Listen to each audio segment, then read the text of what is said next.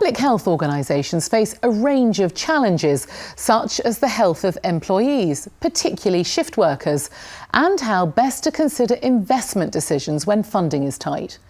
Researchers at the York Management School take an applied interdisciplinary approach to addressing these complex issues. Nick Thatcher went to find out how their work is making a difference.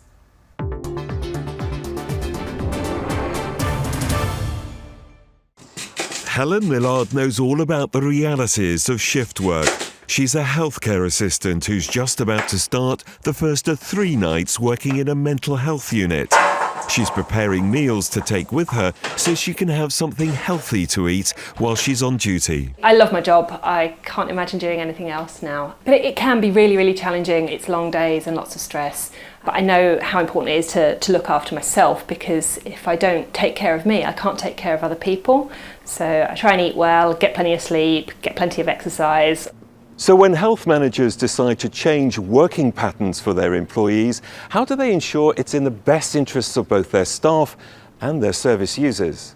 Well, that's one of the health-related questions researchers here at the York Management School are working to address.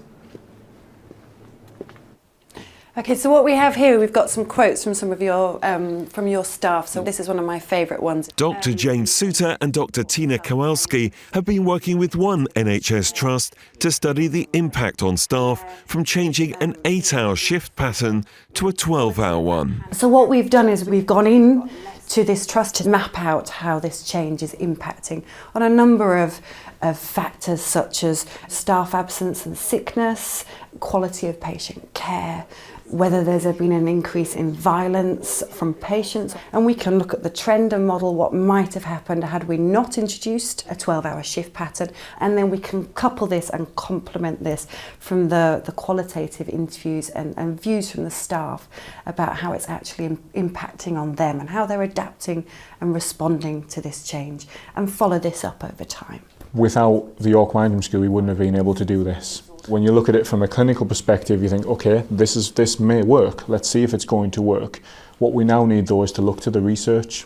And then from that, we can then look at what changes we need to make to ensure that we are supporting our staff, meeting the needs of our organisation, and that we've got a healthy workforce. And by working closely with public health officials and the government, another research project at the York Management School can help put a value on health promotion. The work of the Management School has been really influential in influencing Treasury Green Book guidance. So in health terms, if we take childhood obesity as an example, it's about making sure that if we invest in prevention now, we place high value on the benefits that gives in the future. And the work of the Management School has been particularly important in terms of long-term discounting, where you're looking 10, 20, 30, 50 years hence, so that the benefits we get from investing now are felt right across a lifetime. We're talking about, in terms of childhood obesity in particular, we're talking about young children here who are starting their life with really poor health outcomes. So anything that we can do to address that now, so that we're not storing up problems for the future, would be of great benefit. Prevention is better than cure. Absolutely. At the York Management School, we work with many organisations to improve their capabilities. So we work with the NHS on LGBT staff networks. We work on adaptive clinical trials to try and get better results faster. We work with the North Yorkshire Police to help them deal better with incidents involving mental health. And that just shows the breadth and interdisciplinarity of the research that we do in the school and the impact that we generate. The York Management School prides itself on research with a real-world application that not only shapes public health and other non-commercial organisations, as well as for-profit businesses, but supports the productivity and well-being of their employees.